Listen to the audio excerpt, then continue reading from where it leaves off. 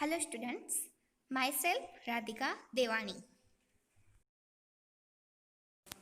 આજે નવું chapter start કરીએ.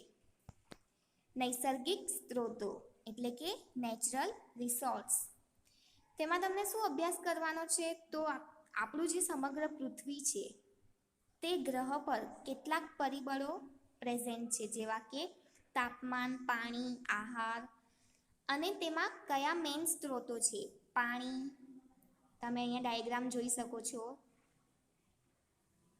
ત્યારબાદ હવા અને ભૂમિ એટલે કે સ્થળ અને એટમોસ્ફિયર. હું જે રીતના બોલું છું તે રીતના મેં અહીંયા અમુક ડાયાગ્રામ રિપ્રેઝેન્ટ કર્યા કે જેથી તમને થોડો ઘણો ખ્યાલ આવે. અને અહીંયા pollution, air pollution, water pollution, તેના વિશે પણ તમને અભ્યાસ કરવાનો છે. ત્યારબાદ વોટર સાયકલ, નાઇટ્રોજન સાયકલ અને કાર્બન સાયકલનો અભ્યાસ કરવાનો છે. ત્યાર પછી ગ્રીન હાઉસ અસર વિશે અભ્યાસ કરવાનો છે. તો આ ટોપિકમાં તમને કેટલું ભણવાનું છે તેના વિશે મેં તમને અહીંયા થોડી ડિટેલ આપી. આપણે જાણીએ છીએ કે આપણી પૃથ્વી એક એવો ગ્રહ છે કે જ્યાં જીવન આવેલું છે. આ જીવન જીવવા માટે ઘણા બધા પરિબળો તે આવશ્યક છે. જીવન જીવવા માટે તે ઘણા બધા પરિબળો પર આધારિત છે. તો તમને ક્વેશ્ચન થશે કે કયા પરિબળો પર આધારિત હશે?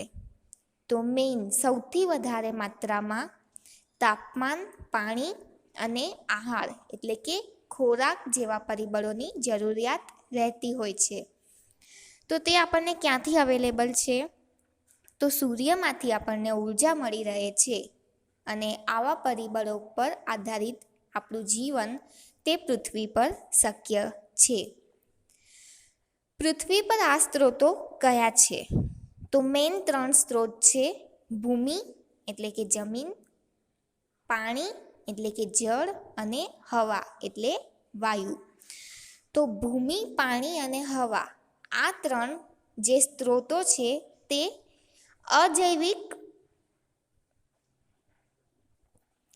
અજૈવિક ઘટકોમાં સમાવેશ થયેલો છે. તો તમને ક્વેશ્ચન પૂછાઈ શકે, અજૈવિક ઘટકોમાં કોનો સમાવેશ થાય છે? તો ભૂમિ, પાણી અને હવા. જ્યારે જૈવિક ઘટકો એટલે કે સજીવો, જેમાં વનસ્પતિ અને પ્રાણીનો સમાવેશ થાય છે. તો આ ડિફરન્સ જે છે તમને યાદ રાખવાનું છે. તો પૃથ્વી પર આ સ્ત્રોતો જે 3 છે, ભૂમિ, પાણી અને હવા, તો તેની ડેફિનેશન જોઈ લઈએ. ભૂમિ એટલે કે જમીન. તો પૃથ્વીના સૌથી બહારના કવચને કે જે ખડકોથી બનેલું હોય છે તેને મૃદાવરણ કહેવામાં આવે છે. ભૂમિની આપણે વ્યાખ્યા આપી દીધી, મૃદાવરણ. નેક્સ્ટ પાણી એટલે કે જળ. આપણી પૃથ્વીના 75% ભાગ પર પાણી આવેલું છે. યાદ રાખજો, 75% ભાગ પર પાણી આવેલું છે અને તે ભૂગર્ભીય પાણીના સ્વરૂપમાં રહેલું હોય છે. 75% ભાગ પર, પૃથ્વીના ભાગ પર પાણી જ હોય છે અને તે પણ ભૂગર્ભીય જળ સ્વરૂપે સમાવેશ થયેલું હોય છે. તેને જલાવરણ કહેવામાં આવે છે. જલાવરણની પણ ડેફિનેશન થઈ ગઈ. નેક્સ્ટ વાયુ એટલે કે હવા. વાયુ કે હવા જે સમગ્ર પૃથ્વીને કામળા કે ચાદરની જેમ ઢાંકતી રહે છે. ખ્યાલ છે તમને બધાને? હવા જે છે તે સમગ્ર પૃથ્વીને ઢાંકે છે. એટલે કે જસ્ટ લાઈક તેનું આખા પૃથ્વી પર આવરણ આવેલું હોય છે. તેને જ કહેવાય છે વાતાવરણ અથવા તો વાયુ આવરણ. તો આ 3 ડેફિનેશન તમને આવડે? હવે ખ્યાલ આવી ગયો? ફર્સ્ટ મૃદાવરણ, સેકન્ડ જલાવરણ અને થર્ડ વાતાવરણ એટલે કે વાયુ આવરણ. તો આ જે પૃથ્વી પરના મેઇન 3 સ્ત્રોતો છે. જીવંત પદાર્થો ત્યાં જ જોવા મળે છે કે જ્યાં આ 3 આવરણ આવેલા હોય. તો જ્યાં પણ તમે જીવંત પદાર્થ દેખતા હશો ત્યાં તમને લોજિક શું લગાવવાનો છે કે ત્યાં આ ત્રણેય આવરણ આવેલા હશે, તેથી જ ત્યાં જીવન શક્ય હશે. જીવનને આશ્રય આપવાવાળી પૃથ્વીના આ ગાઢ ત્રણ આવરણો એટલે કે વાતાવરણ, જલાવરણ અને મૃદાવરણ એકબીજા સાથે ભળી જઈને જીવનની સંભાવના શક્ય બનાવે છે. તેને જીવાવરણના નામે ઓળખાવી શકાય છે. તમને પૂછાઈ શકે જીવાવરણની વ્યાખ્યા. તો મૃદાવરણ પ્લસ જલાવરણ પ્લસ વાતાવરણ આ ત્રણ મેઇન આવરણ એકબીજા સાથે ભળી જઈને જે જીવન જીવવાની શક્ય બનાવે છે સંભાવના, તેને જ કહેવામાં આવે છે જીવાવરણ. ત્યારબાદ જીવનનો શ્વાસ એટલે કે હવા. હવા તે ઘણા બધા વાયુઓ જેવા કે નાઇટ્રોજન N2, ઓક્સિજન O2 અને કાર્બન ડાયોક્સાઇડ વાયુનો મિશ્રણ છે. તો આપણી પૃથ્વી પર નાઇટ્રોજન તે કેટલા પર્સન્ટમાં પ્રેઝન્ટ હોય છે?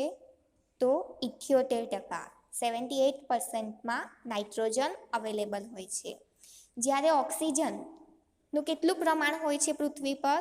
તો 21%, 21%. અને જ્યારે CO2 એટલે કે કાર્બન ડાયોક્સાઇડ તે કેટલા પર્સન્ટમાં અવેલેબલ હોય છે, હાજર હોય છે? તો 0.03. તો તમને આ પૂછાઈ શકે MCQમાં અથવા 1 માર્કમાં, તો એ તમને ધ્યાન રાખવાનું છે. તો આપણી પૃથ્વી પર ઘણા બધા વાયુઓ જેવા કે નાઇટ્રોજન, ઓક્સિજન અને કાર્બન ડાયોક્સાઇડ હાજર હોય છે. તેથી આપણી પૃથ્વી પર જીવન શક્ય છે, જ્યારે શુક્ર અને મંગળ જેવા ગ્રહો પર જીવન શક્ય નથી. શા માટે? કારણ. તો શું કારણ છે? તો શુક્ર અને મંગળ ગ્રહ પર જીવન જીવવા માટે પૂરતા પ્રમાણમાં ઓક્સિજન હાજર રહેતો નથી. ત્યાં એટલે કે શુક્ર અને મંગળ ગ્રહ પર મુખ્ય ઘટક કાર્બન ડાયોક્સાઇડ હાજર હોય છે અને તેનું પ્રમાણ વાતાવરણમાં 95થી 97% જેટલો હોય છે. એટલે કે શુક્ર અને મંગળ ગ્રહ પર 95થી 97%માં માત્ર ને માત્ર કાર્બન ડાયોક્સાઇડ હાજર રહેલો હોય છે. તો ક્લિયર છે કે ઓક્સિજન ત્યાં હાજર રહેતો નથી પૂરતા પ્રમાણમાં. ઓક્સિજન હાજર ના હોય તો સજીવ શ્વાસ કઈ રીતે લઈ શકે? ઓક્સિજન તેને જીવવા માટે જરૂરી છે, એટલે ત્યાં પૂરતા પ્રમાણમાં ઓક્સિજન હાજર ન હોવાથી શુક્ર અને મંગળ ગ્રહ પર જીવન શક્ય નથી. નેક્સ્ટ, CO2 મુક્ત કરતી કેટલીક ક્રિયાઓ. તમે આગળના ચેપ્ટરમાં જોયું હશે કે યુકેરિયોટિક કોષો એટલે કે સુકોષ કેન્દ્રી સજીવ અને પ્રોકેરિયોટિક કોષો એટલે કે આદિકોષ કેન્દ્રીય કોષ. પ્રોકેરિયોટિક અને યુકેરિયોટિક કોષો. તો આ કોષોને ગ્લુકોઝના અણુઓ તોડીને ઉર્જા પ્રાપ્ત કરવા માટે ઓક્સિજનની આવશ્યકતા રહે છે. ગ્લુકોઝના અણુને તોડીને CO2 મુક્ત કરે છે અને ઉર્જા પણ સાથે સાથે. તો આ ઇક્વેશન તમે દેખી લેજો. C6H12O6 glucose plus 6O2 plus 6H2O. ગ્લુકોઝના અણુને તોડીને શું કરે છે? તો ઉર્જા પ્રાપ્ત કરે છે. તે માટે તેને ઓક્સિજનની આવશ્યકતા રહે છે, એટલે પ્લસ C6O2. તો આપણને લાસ્ટ રિઝલ્ટ શું મળે છે? ઉર્જા પ્રાપ્ત કરવી છે અને પ્લસ CO2. તો આ ઇક્વેશન તમે દેખી લેજો ધ્યાનથી. બીજું, CO2 મુક્ત કરતી કેટલીક ક્રિયાઓમાં બીજી ક્રિયા છે કે જે છે દહનની ક્રિયા. દહનની ક્રિયામાં શું થાય છે? તો ઓક્સિજન વપરાઈ જાય છે અને CO2નું ઉત્પાદન થાય છે. દાખલા તરીકે માનવની પ્રવૃત્તિ જેવી કે ઉર્જા પ્રાપ્ત કરવા માટે ઈંધણ કે બળતણને સળગાવવું, તો જેમાં CO2નું ઉત્પાદન થાય છે. તો CO2 ઉત્પાદન કરતી આ કેટલીક પ્રક્રિયાઓ છે. ત્યારબાદ CO2 ઉપયોગ કરતી ક્રિયાઓ. CO2નો ઉપયોગ કરતી કેટલીક ક્રિયાઓ. તો પહેલી ક્રિયા આપણે જોઈ લઈએ કે લીલી વનસ્પતિઓ એટલે કે છોડ અને વૃક્ષ તે સૂર્યના કિરણોની હાજરીમાં એટલે કે ઇન શોર્ટ પ્રકાશ સંશ્લેષણની ક્રિયા દરમિયાન કાર્બન ડાયોક્સાઇડ CO2નું ગ્લુકોઝમાં રૂપાંતર કરે છે. તમે જુઓ CO2નું ગ્લુકોઝમાં રૂપાંતર કરે છે. 6CO2 પ્લસ 12H2O સૂર્યશક્તિ પ્રકાશ સંશ્લેષણની હાજરી દરમિયાન પ્રાપ્ત શું થાય છે? ગ્લુકોઝ. CO2નું ગ્લુકોઝમાં કન્વર્ટ થાય છે. તો C6H12O6 ગ્લુકોઝનું અણુસૂત્ર છે પ્લસ 6O2 પ્લસ 6H2O. તો આ ઇક્વેશન પણ તમને યાદ રાખવાનું છે. ત્યારબાદ બીજી એક ક્રિયા છે જેમાં શું થાય છે? તો ઘણા દરિયાઈ પ્રાણીઓ દરિયાઈ પાણીમાં ઓગળેલ કાર્બોનેટથી તેમનું કવચ બનાવે છે. તેના દ્વારા CO2 પ્રાપ્ત થઈ શકે છે. તમને ખ્યાલ હશે જ દરિયાઈ પ્રાણીઓ છીપલા ને બધું જોવા મળે છે. તો તે દરિયાઈ પાણીમાં ઓગળેલ કાર્બોનેટથી પોતાનું કવચ બનાવે છે. તમને ખ્યાલ હશે તે તેમના બોડીની ઉપર કવચ બનાવે છે અને પોતે અંદર રહે છે. તો તે કવચ શાનું બનેલું હોય છે? કાર્બોનેટનું. અને તેના થ્રુ શું થાય છે? તો કે CO2 પ્રાપ્ત થઈ શકે છે. તો આવી કેટલીક પ્રક્રિયાઓ છે કે જેનાથી CO2 પ્રાપ્ત થાય છે અને CO2 વપરાય છે. તો CO2 એટલે કે કાર્બન ડાયોક્સાઇડનું અહીંયા મુખ્ય ભૂમિકા વિશે ભણવાનું હતું.